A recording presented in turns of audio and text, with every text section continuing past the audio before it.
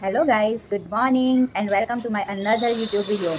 મારું નામ છે કોમલ અને આપ સૌને મારી યુટ્યુબ ચેનલમાં બધાનું સ્વાગત છે. આજે આપણે જાણીશું કે why should woman be a financially independent. એક એઝ અ લેડીઝ શા માટે દરેક સ્ત્રીનો એ રાઇટ છે કે ફાઇનાન્શિયલી ઇન્ડિપેન્ડન્ટ બને, ફાઇનાન્શિયલી ઇન્ડિપેન્ડન્ટ બને, ફાઇનાન્શિયલી ફ્રી બને, કોઈ પણ રીતે એ કોઈના ઉપર ડિપેન્ડન્ટ ના રહે. તો આ વિડીયો બનાવવાનો મુખ્ય ઉદ્દેશ એ જ છે કે આજે પણ ઇન્ડિયામાં 50% સ્ત્રીઓ એવી છે કે જેઓ ફાઇનાન્શિયલી ડિપેન્ડન્ટ છે ફેમિલી ઉપર, તેના સ્પાઉસ ઉપર, રાઈટ. અને એનાથી શું નુકસાન થઈ રહ્યું છે એઝ અ લેડીઝ, એનાથી તમે કઈ રીતે નુકસાનના ભોગ બની રહ્યા છો, આજે હું એ તમને જણાવવા માગું છું. એક સ્ત્રી, એક લેડીઝ તરીકે હું પણ એ વાતને ખૂબ જ સારી રીતે સમજું છું કે ફાઇનાન્શિયલી ઇન્ડિપેન્ડન્ટ હોઈએ ત્યારે આપણું જીવન કેવું હોય, અને જે લોકો ફાઇનાન્શિયલી ડિપેન્ડન્ટ હોય છે એ સ્ત્રીઓ કેવી રીતે જીવન જીવે છે, બરાબર. આજનો યુટ્યુબ વિડીયો, આજનો જે આ વિડીયો છે એ બનાવવાનું મુખ્ય કારણ જ એ છે કે મારા જેવી લેડીઝ હોય જેઓ ફાઇનાન્શિયલી ઇન્ડિપેન્ડન્ટ છે, એમનું જીવન જોઈ, એમના વિચારોને જોઈ આ વિડીયો થ્રુ હું એવી સ્ત્રીઓ સુધી પહોંચાડવા માગું છું કે જે પોતે કંઈક કરવા માંગે છે પણ પહેલું સ્ટેપ ઉઠાવવાનું એમના માટે મુશ્કેલ બને છે, અને કદાચ મારા આ વિડીયોના માધ્યમથી એ પોતાના એ મેટર ઉપર એ વિચારોને ક્લિયર કરી શકે. બસ આ જ રીઝનથી આ વિડીયો બનાવવામાં આવી રહ્યો છે. અને આપ સૌ જાણીએ છીએ કે એઝ અ લેડીઝ આપણી બધી બહુ જવાબદારીઓ છે, રાઈટ. અને એનું રીઝન છે આપણી માનસિકતા. નાનપણથી જ જે આપણા વડીલોએ, જે પહેલાંના લોકોએ, સમાજ દ્વારા સ્ત્રીઓને એવું શીખવાડી દેવામાં આવતું હતું કે લેડીઝનું કામ છે ઘરની રિસ્પોન્સિબિલિટી, બાળકોની રિસ્પોન્સિબિલિટી, એ બધી જ જવાબદારીઓથી સ્ત્રી બંધાયેલી છે. અને એ જ રીઝનથી ઘણી બધી સ્ત્રીઓને એજ્યુકેશન મળવા છતાં પણ તેઓ આગળ વધી નથી શકતા, રાઈટ. કેમ કે એના ઉપર ફેમિલીનું એક પ્રેશર હોય છે, જવાબદારી નિભાવવાનું પ્રેશર હોય છે, રાઈટ. તો આ પ્રેશરની સાથે જ આપણે ફાઇનાન્શિયલી ઇન્ડિપેન્ડન્ટ બનવાનું છે, બરાબર. એ ફાઇનાન્શિયલી ઇન્ડિપેન્ડન્ટ બનવાના મેઇન બેનિફિટ શું છે, કયા કયા ફાયદા છે? મેઇન તો જો એઝ અ લેડીઝ તમે જ્યારે ફાઇનાન્શિયલી ઇન્ડિપેન્ડન્ટ હોય ત્યારે તમે પોતાના બોસ બનો છો, તમે તમારા વિચારોને વ્યક્ત કરી શકો છો, તમારામાં એક અલગ કોન્ફિડન્સ હોય છે, તમે તમારા ડિસિઝન જાતે લઈ શકો છો, અને તમે લીધેલા ડિસિઝન જો રોંગ હશે તો પણ તે ડિસિઝનને એક્સેપ્ટ પણ કરી શકીએ છીએ.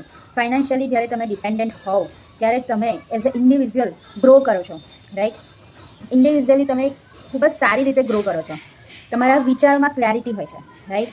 ફાઇનાન્શિયલી જ્યારે ડિપેન્ડન્ટ હોય ત્યારે નાના નાના ડિસિઝન પણ આપણે લઈ શકતા નથી, અને આ એક લૂપ છે, રાઈટ. ઘરની રિસ્પોન્સિબિલિટી એક લૂપ છે કે તમે એમાંથી ક્યારેય બહાર નહીં આવી શકો. તમે તમારો ટાઈમ આખો દિવસ, આખી રાત તમે તમારા બાળકો અને ઘરની પાછળ જ આપી દેશો, અને જેમાં તમે તમારું આખું જીવન પસાર કરી દેશો, અને સામે તમને ગિલ્ટી મળશે, બસ બીજું કંઈ જ નહીં. એ ગિલ્ટી સાથે તમે જીવન જીવશો, જે એના કરતાં પ્રયત્ન કરવો વધારે સારું. ગિલ્ટી સાથે જીવવું એના કરતાં નિષ્ફળતા સાથે જીવવું એ જીવન વધારે સારું. એટલીસ્ટ તમે પ્રયત્ન કર્યો અને તમે હારી ગયા, બટ તમે પ્રયત્ન કર્યો છે, તો એ જીવનની એક અલગ મજા છે, બરાબર. જ્યારે આપણે ફાઇનાન્શિયલી ઇન્ડિપેન્ડન્ટ બનીએ, બરાબર, તમે તમારા મનીના ડિસિઝન જાતે લો, બરાબર, ત્યારે તમારામાં એક અલગ કોન્ફિડન્સ, તમારું એક અલગ વ્યક્તિત્વ બહાર આવશે. તમારા બાળકો જોશે કે મારા મધર અને મારા ફાધર બંને ઇક્વલ છે, અને ઇક્વાલિટીની જે કહેવાય ને એક એક્ઝામ્પલ તરીકે તમે તમારા ઘરમાં બનશો. અને છેલ્લે તો તમે એક ગિલ્ટ ફ્રી જીવન જીવશો, અને ફાઇનાન્શિયલી ફ્રી કે ફાઇનાન્શિયલી ડિપેન્ડન્ટ રહીને, ફાઇનાન્શિયલી ઇન્ડિપેન્ડન્ટ બનીને તમે તમારા ડિસિઝનને જાતે લઈ શકશો. તો આ એક બહુ જ મોટો બેનિફિટ છે, અને એક ફર્સ્ટ સ્ટેપ લેવાથી જ તમે તમારા જીવનને બદલી શકો છો. ફર્સ્ટ સ્ટેપ અઘરું હોય છે પણ ઇમ્પોસિબલ નથી હોતું.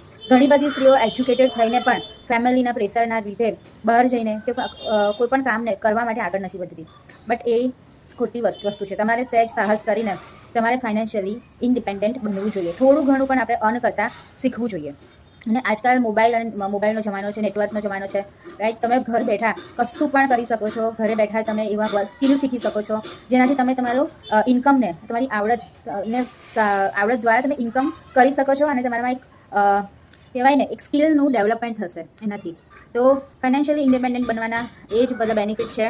અને ફાઇનાન્શિયલી જ્યારે તમે ડિપેન્ડન્ટ બનો છો ને ત્યારે તમે બહુ જ પોતાનું વ્યક્તિત્વ ખોઈ નાખો છો, અને જે નથી કરવાનું. એઝ અ લેડીઝ એક વખત તમે તમારું પોતાના માટે સ્ટેન્ડ લેતા શીખો, અને સ્ટેન્ડ ત્યારે જ તમે લઈ શકશો જ્યારે તમારા વિચારો ઓપન હશે, બરાબર. જ્યારે તમે તમારા પોતાના જાત માટે વિચારશો, 24 કલાકમાં 1 કે 2 કલાક પણ જો તમે પોતાના માટે આપશો, પોતાની સ્કિલ માટે આપશો, ઓનલાઈન કોઈ કોર્સ કરશો અથવા તો કંઈક કોચિંગ કરશો, અને જો થોડું ઘણું પણ તમે એ માર્ગ પર ચાલતા થઈ જશો તો આગળનો રસ્તો આપોઆપ ખુલી જશે.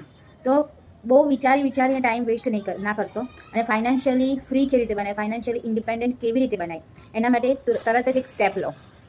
બધી જ લેડીઝ કે જેઓ ઘરે બેસીને કંઈક કરવાનું ઈચ્છા ધરાવે છે એ લોકો માટે મારો આ વિડીયો ખાસ છે કે બધાને એ મેસેજ પહોંચે કે તમે કરી શકો છો વિધાઉટ એની સપોર્ટ. બસ તમને આપણે પોતાનો સપોર્ટ બનવાનું છે. આપણે પોતાની જાતને એન્કરેજ કરવાની છે અને પોતાની જાતને એન્કરેજ કરી 24 કલાકમાં તમે 1 કે 2 3 મેક્સિમમ 3 to 4 અવર્સ પણ કાઢીને પોતાના માટે આપશો અને પોતાની સ્કિલ ઉપર કામ કરશો, સ્કિલ ઇમ્પ્રુવમેન્ટ ઉપર કામ કરશો અને ધીમે ધીમે તમે પોતાને જાતને આગળ વધતા જોશો. જ્યારે આપણે ઓફિસમાં જવાનું હોય, કોઈ લેડીઝ જેમ અમે હોસ્પિટલમાં વર્ક કરીએ છીએ, તો જ્યારે આપણે ડિફરન્ટ સિચ્યુએશનનો સામનો કરીએ છીએ, બરાબર, ઘણા બધા અલગ અલગ લોકોનો સામનો કરીએ છીએ અને ત્યારે લાઈફનો પર્સપેક્ટિવ બદલાય છે. લોકોની સાથે એવી સિચ્યુએશનમાં મુકાઈએ છીએ ત્યારે આપણે એ સિચ્યુએશનને સોલ્વ કરીએ છીએ, આપણા પ્રોબ્લેમ સોલ્વ કરીએ છીએ અને એનાથી આપણા વ્યક્તિત્વનું નિખાર થાય છે, એનાથી આપણો ગ્રોથ થાય છે, આપણું માઇન્ડસેટ ડેવલપ થાય છે અને કંઈક વધારે આગળ વધવું છે, કંઈક વધારે કરવું છે, કંઈક વધારે જાણવું છે, એ વધારે કરવાની ઈચ્છામાં આપણે આપણા સેલ્ફનું ઇમ્પ્રુવમેન્ટ કરીએ છીએ, આપણે આપણી ખામીઓને જોઈએ છીએ અને આનાથી આપણું વ્યક્તિત્વનો નિખાર થાય છે. આપણું વ્યક્તિત્વ એક નિખાર ઉત્પન્ન કરે છે અને એનો સૌથી મોટો બેનિફિટ આપણી સોસાયટીને અને આપણા બાળકોને થશે. જો આપણે ફાઇનાન્શિયલી ઇન્ડિપેન્ડન્ટ હોઈશું ત્યારે આપણે બાળકો ખરેખરમાં એક કોન્ફિડન્સવાળા અને સ્માર્ટ બનશે. તો please ladies, do not waste your time, your valuable education and do something for yourself. Love you all and thank you so much.